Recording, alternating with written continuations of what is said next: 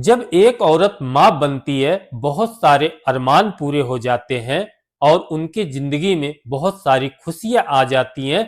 वह भगवान से दुआ करती हैं कि भगवान ने हमें एक बच्चे की प्राप्ति दी है, भगवान का बहुत शुक्रगुजार हूं। वह मां सोचती हैं कि अब अपने बच्चे को पढ़ा लिखा कर अच्छा शिक्षा दूंगी ताकि आगे चल के हम सबका नाम रोशन करे। ठीक इसी तरह से एक माँ अपने दिल में बहुत सारे अरमान जगाती है कि मैं अगर माँ बनूंगी तो मैं अपने बच्चों को पढ़ा लिखा कर कुछ न कुछ जरूर बनाऊंगी। भगवान उनका सुन लेते हैं, उनके घर में एक बेटी जन्म लेती है। माँ बाप बहुत खुश होते हैं। वह सोचते हैं कि चलो भगवान की दुआ से हमें जो भी हुआ है ऊपर वाले का शुक्रगुजार रहते हैं। उसके बाद वह अपने दिल में बहुत सारे अरमान जगाते हैं, लेकिन उन्हीं अरमान पे एक इंसान ऐसा पानी फेर देता है।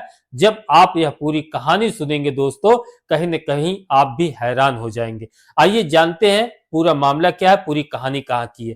हेलो दोस्त, नमस्कार। उम्मीद करते हैं आप सब अच्छे होंगे।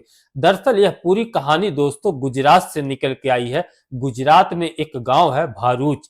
भारूच में रहने वाले एक फैमिली की कहानी है दोस्तों।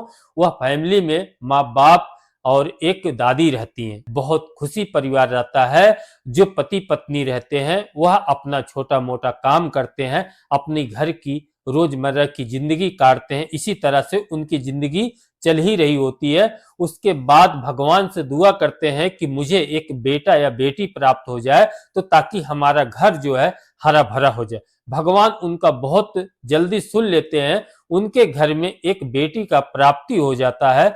वह बेटी अब धीरे धीरे हंसना मुस्कुराना शुरू करती है, अपने माँ बाप को देखती है, मानो माँ बाप का दिल गदगद हो जाता है। इसी तरह से वह अपने बच्चे की परवरिश करती हैं। माँ जो रहती है, अब रोज की तरह पिता जो थे वो काम पे चले जाते थे, लेकिन महंगाई जैसे जैसे बढ़ती गई, अब उनकी जिंदगी में खर्चे भी बढ़ते गए। तो माँ अपने पति से बात करती हैं, आपकी कमाई से इतना पूर्ति नहीं हो पाएगा, कल को बच्ची को पढ़ाना लिखाना है तो कुछ जमा पूंजी रहेगा, तो हम आगे चल के बच्चे को अच्छी परवरिश दे सकते हैं। पिता से इसी तरह से वह माँ बात करती है, दोनों लोग राय बनाते हैं। तो वह पति कहते हैं कि आखिरकार तुम कहना क्या चाहती हो और करना क्या चाहती हो। तब वह पत्नी अपने पति से कहती है कि मैं तुम्हारा हाथ बटाना चाहती हूँ, मैं भी कोई काम धंधा करना चाहती हूँ। पति यह बात मान जाते हैं। पति कहते हैं कि अगर तुम काम करने जाओगी तो बच्चे को कौन देखेगा, अभी बहुत छोटी है। तो माँ कहती है कि मैं सास के भरोसे छोड़ के जाऊंगी, अम्मा को बोल दूंगी, वह दूध वगैरह पिला देंगी और अपना देखभाल करेंगी। तो पति कहते हैं ठीक है, अपने सास से बात कर लो, यानी माँ से बात कर लो। माँ क्या कहती है, वह जाती हैं सासू माँ के पास, कहती हैं कि मैं अब काम धंधा करना चाहती हूँ, क्योंकि घर के खर्चे ज्यादा बढ़ रहे हैं, महंगाई ज्यादा बढ़ रही है, कल को बच्ची और बड़ी होगी, इसका पढ़ाई लिखाई का खर्चा कहाँ से आएगा। तो मैं अब काम करना चाहती हूँ, आप बच्ची को देखिएगा। तो वह सास मान जाती है, कहती है कोई बात नहीं, मैं तो घर में ही बैठी रहती हूँ, हम बच्ची को संभाल लेंगे।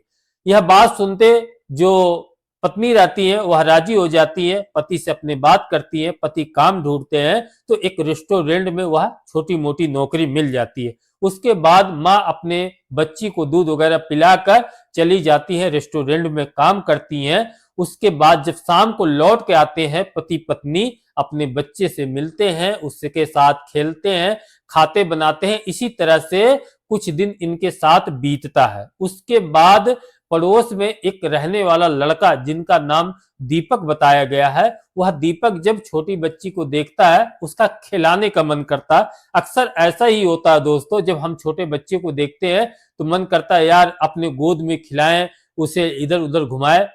हम सबकी जिंदगी में कभी न कभी ऐसा जरूर हुआ है कि छोटे बच्चे को देखकर दिल जरूर किया होगा खिलाने का। इसी तरह से एक पड़ोसी था जो दीपक था, वह जब बच्ची को देखता उसका दिल करता है कि मैं इस बच्ची को खिलाऊं। ठीक इसी तरह से होता है, वह उस घर में घुस जाता है, उस बच्ची को गोद में उठा लेता है, उसे खिलाने लगता है, उसके माँ बाप से मिलता है, दादी से मिलता है। इसी तरह से कई हफ्ते तक वह दीपक आता है, उस बच्ची को खिलाता है, कभी दुकान पे ले जाता है घुमाने के लिए, कोई सामान चॉकलेट वगैरह दिलवा देता।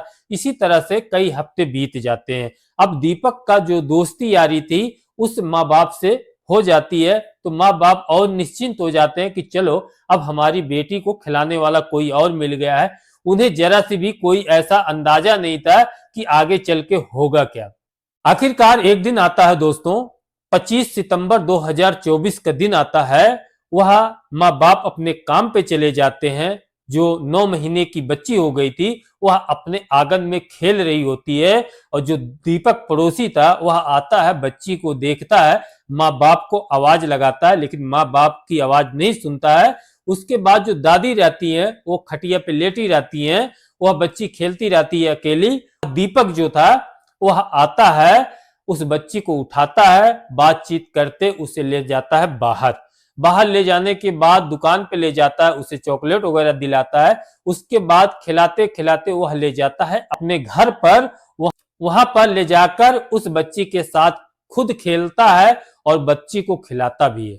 उसके बाद थोड़ी समय बीतती है, उसके साथ एक ऐसा काम कर जाता है वह दीपक, जो सुना वह सोच में पड़ गया कि भला 9 महीना की बच्ची के साथ ऐसा कैसे कर सकता है वह 30 साल का लड़का। बच्ची को खिला रहा था, अब मंजी पे लिटाकर 9 महीना की जो थी उसके साथ ऐसा संबंध बनाता है। उसके बाद वह बच्ची रोने लगती है। बच्ची की आवाज सुनकर वह दादी के कान में आवाज जाती है। दादी बच्ची की आवाज सुनकर वह घर से निकलती हैं, इधर उधर देखती हैं, तो वह आवाज जो पड़ोसी था उसके घर से आ रहा था। दादी वहां पर जाती हैं तो देखती हैं कि जो पोती थी लहूलुहान हो गई है, और जो दीपक था उस बच्ची के पास खड़ा हुआ था। दादी अब रोने लगती हैं, आवाज देने लगती हैं, तो जो पड़ोसी और थे वह आवाज दादी के सुन के दादी के पास पहुंचते हैं, और उस बच्ची को जब देखते हैं तो उन्हें देर नहीं लगती समझने में कि मामला क्या है पूरा। उसके बाद वह जो दीपक था उसको पकड़ते हैं, बढ़िया से सुताई कर देते हैं उसका। उसके बाद माँ बाप को खबर किया जाता है, माँ बाप आते हैं, बच्ची को उठाते हैं, ले जाते हैं हॉस्पिटल में। हॉस्पिटल में ले जाने के बाद जब डॉक्टर चेक करते हैं तो उसके जितने भी प्राइवेट पार्ट थे सब बेकार हो चुके थे। उसे इतनी चोट लग गई थी, अब उसको हम बता नहीं सकते आपको। उस बच्ची की हालत गंभीर बताई जा रही है। डॉक्टर पूरी प्रयास कर रहे हैं उस बच्ची को ठीक करने के लिए। वह माँ मंदिर में जाकर प्रार्थना कर रही है कि भगवान ऐसा पड़ोसी कभी किसी को मत देना, और अपने बच्ची की दुआ मांग रही है। मैं आपसे रिक्वेस्ट करता हूं आप भी उस बच्ची के लिए दुआ करिएगा, जल्द से जल्द वह ठीक हो जाए। और ऐसे ऐसे आदमी को, ऐसे ऐसे पड़ोसी को जो ऐसा काम कर जाते हैं, आखिर इनको कौन सी सजा होनी चाहिए जरूर आप कमेंट करके बताएं।